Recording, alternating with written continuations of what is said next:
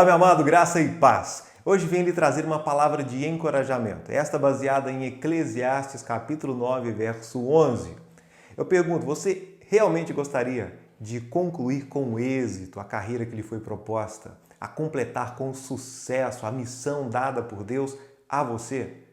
Eu espero que sim, mas nessa caminhada você talvez está comprando uma ideia falsa de que você não pode, de que você é incapaz.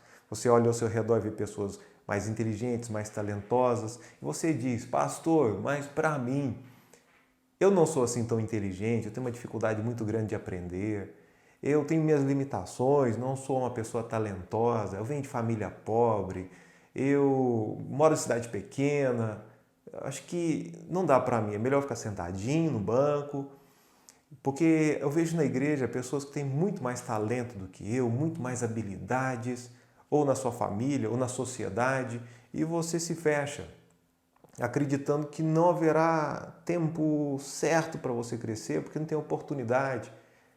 É sobre isso que eu gostaria de falar.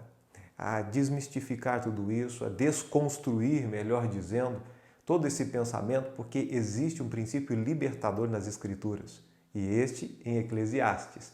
Vai lá, Eclesiastes 9:11, a Bíblia diz: Voltei-me e vi debaixo do sol que não é dos ligeiros a carreira, nem dos fortes a batalha, nem tampouco dos sábios o pão, nem tampouco dos prudentes as riquezas, nem tampouco dos entendidos o favor, mas que o tempo e a oportunidade ocorrem a todos.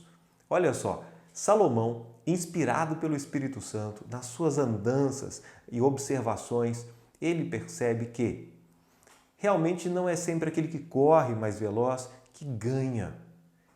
Se lembra, talvez quando era criança, daquele conto da tartaruga e da lebre, onde a tartaruga ela vence a corrida, mesmo sendo lenta, lerda, ela vence. Ou a história real de Davi e Golias, quando o pequeno Davi, ele vence o grande. Nem sempre é o forte, é o mais forte que vai vencer. E assim com tantas áreas da vida, talvez você se lembre de pessoas muito capazes na escola, pessoas que conviveram com você e você diz, esse aqui será um sucesso. E não se tornou um sucesso. E talvez aquele que você não daria nada por ele se deu bem na vida. Como assim? O que aconteceu? Que princípio ele adotou que funcionou para ele? E qual princípio aquele adotou que não funcionou para ele?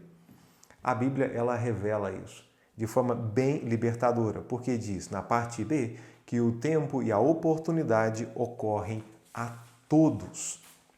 Então, talvez na sua Bíblia você leu e não está escrito oportunidade, está escrito sorte. Mas o crente, o cristão, ele precisa da sorte. Aqui, quando Deus está dizendo, não se refere a essa sorte que nós conhecemos para fazer apostas, mas está dizendo sobre oportunidades e elas ocorrem a todos. Aí está a bênção, para você e para mim, para a pessoa capaz demais, para nós, ou para quem se entende, né, uma pessoa mais limitada, as oportunidades estão aí. Só que a sabedoria, e essa é a palavra de encorajamento, é saber conciliar o tempo com a oportunidade que é dada. Tem pessoas que nasceram em berço de ouro, cheias de oportunidade, mas não souberam aproveitar essa oportunidade ou as oportunidades. E o tempo foi passando, perderam as oportunidades. Tem gente que nasceu assim com muitas limitações, vindo de família pobre, em locais que não tinham como crescer e tiveram apenas uma oportunidade. E essa pessoa abraçou a oportunidade e ela se deu bem. Talvez é isso que explica porque uma pessoa fraca, uma pessoa limitada, não tão inteligente, ela se deu bem porque passou, dizem os antigos, né, que cavalo arreado, cavalo selado, pronto para andar, passa uma vez só, dizem. Eu acredito que passa mais, mas passou, você não pode perder a oportunidade. Eu pergunto a você, você tem sabido aproveitar as oportunidades que vêm na sua vida? Porque você pensa que sempre haverá oportunidade, isso também é um engano.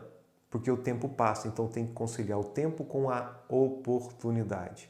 Isso em detalhes, em questões espirituais, em questões afetivas ou de relacionamento conjugal, momento de casar, tem o tempo, a pessoa ali que está pronta para casar, e aí você foi, eu vou me casar. Eu me vejo como uma pessoa que teve a graça de Deus de se casar no tempo certo com a pessoa certa.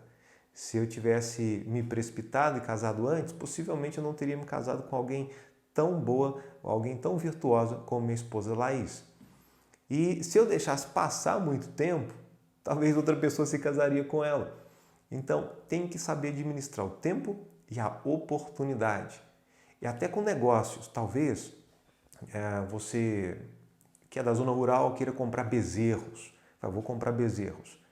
E você tem ali uma oportunidade muito boa, bezerros bons, de boa qualidade, por um preço, sabe, irrecusável. No entanto, naquele momento você está sem terreno, você vendeu sua propriedade, está para comprar outra, e aí não dá, não é a oportunidade? Sim. É o tempo certo? Não. Por quê? Você não sabe onde vai comprar, quanto tempo vai demorar para comprar essa propriedade. Então, tem uma oportunidade, mas não tem o tempo certo. É como às vezes tem uma promoção em loja, só que não é aquilo que você precisa para aquele momento. Não é o tempo certo. Se você comprar, vai jogar dinheiro fora, que não vai nem usar aquela peça de roupa ou aquele calçado. Então, precisamos administrar muito bem isso.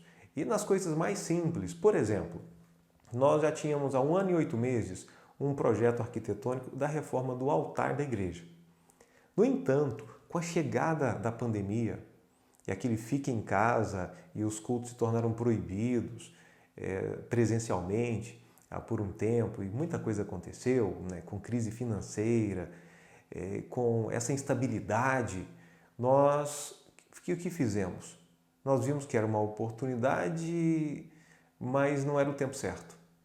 Então nós arquivamos aquele projeto por um tempo e agora passaram-se os 2 anos, ou pouco mais de 2 anos, desde o início da pandemia, que nós desarquivamos o projeto e entendemos que agora chegou o tempo e a oportunidade. Então nós casamos os dois, estamos indo bem. Porque antes poderíamos ter problemas econômicos, uma instabilidade muito grande, porque a gente não sabe se voltar para a igreja ou não, ou comprometer até o bom nome da igreja para pagar as suas contas. Então, pensando em detalhes, nós precisamos aprender a casar, a conciliar tempo e oportunidade. Talvez aí tenha um jovem, um adolescente, apareceu uma moça fantástica, virtuosa, linda, maravilhosa, temente ao Senhor. Está com 18 aninhos, pronta para iniciar um relacionamento com vias de casamento. A oportunidade está lá. No entanto, o sujeito tem apenas 13 anos de idade, não está no tempo certo. Então, essa oportunidade não é para ele. É melhor crescer primeiro, para essa oportunidade surgir, ou outra oportunidade aparecer. Cuidado para não achar que todas as oportunidades são para você, porque talvez não é no seu tempo. Ou que todo tempo é tempo ou é momento de alcançar as oportunidades, que elas sempre vêm. Então, esse é o jogo de cintura que uma pessoa sábia precisa ter. Nós temos aqui, por exemplo, uma frase que você tinha que gravar essa frase. O tempo bem investido e as oportunidades bem aproveitadas são a diferença entre ter uma vida ordinária, que é uma vida comum, ou uma vida extraordinária, que é uma vida acima do comum. Então, você tem aprendido, nessa reflexão rápida, a aproveitar o seu tempo e a sua oportunidade para a sua vida, para a época que você está vivendo agora, para a sua realidade. Quais são as oportunidades que você tem? Não deixe-as passar. Talvez também do outro lado você vai dizer, pastor, então se não é dos que correm mais rápido, não é dos mais inteligentes, dos mais sábios, a vitória, então eu não vou me preocupar em me capacitar, em desenvolver meus talentos, eu posso ficar na ociosidade, no marasmo. Não compre essa ideia. Você tem que dar o seu melhor, o seu máximo. O fato é que mesmo o seu máximo não é suficiente, porque sempre vai ter alguém mais inteligente, alguém mais sábio, alguém que vai correr mais, alguém mais talentoso do que você. Sempre haverá. E se você se tornar ou mais, vai ser só por uma fração de tempo. e depois surge alguém melhor do que você. Então qual é o segredo? Saiba aproveitar as oportunidades que Deus dá. E Deus dá a todos, a você e a mim, mesmo aos mais incapazes. E eu termino a nossa reflexão em 1 Coríntios capítulo 1, verso 27 e 28 até o 29, que diz o seguinte: Mas Deus escolheu as coisas loucas deste mundo para confundir as sábias, e Deus escolheu as coisas fracas deste mundo para confundir as fortes. E Deus escolheu as coisas vis deste mundo e as desprezíveis e as que não são para aniquilar as que são, para que nenhuma carne se glorie perante Ele. O Senhor, nosso Deus, Ele gosta de escolher pessoas fracas, pessoas incapazes. E temos uma lista na Bíblia de pessoas que não eram tão fortes assim ou tão inteligentes. Podemos nos lembrar de vários. Me lembro agora, por exemplo, de Gideão. É só relembrar a história dele. Ele era um medroso, se achava o mais inferior da sua família. E Deus decide usar exatamente ele para fazer um grande trabalho, uma grande obra. Então, pensa em você e se coloque disponível diante de Deus. Não fique fechado. Eu pergunto, o que o tem impedido de poder continuar essa carreira? Você tem aprendido a ter essa sabedoria para aliar o tempo e a oportunidade? Talvez você olhe para trás, eu perdi tanta oportunidade, tanta coisa boa que eu poderia ter feito e eu perdi. Tudo bem, águas passadas, aquele tempo já se foi. Mas e agora? Qual é a oportunidade do momento? E como você fará para aproveitá-la? Em seu favor e para a glória de Deus. Pense nisso, seja uma pessoa vitoriosa, anda com o Senhor, cumpra a carreira e não fique dependendo de se tornar o mais forte. Dê o seu melhor, mas se lembre que o tempo e a oportunidade ocorrem a todas as pessoas, inclusive com você e também comigo. Vamos orar. Pai, obrigado por essa palavra. Agradeço ao Senhor porque o Senhor usa pessoas fracas, usa pessoas débeis. E eu peço em nome de Jesus, continue a nos usar. E dê-nos, ó Pai, sabedoria, tato para entendermos o tempo e a oportunidade. Ó Senhor, por favor, que tenhamos essa sabedoria, nos ajude a agir de maneira correta, a remir o tempo. Ó Pai, muito obrigado, porque o Senhor nos ama e decidiu, na sua graça, nos usar como instrumentos nas suas mãos. Em nome de Jesus. Amém.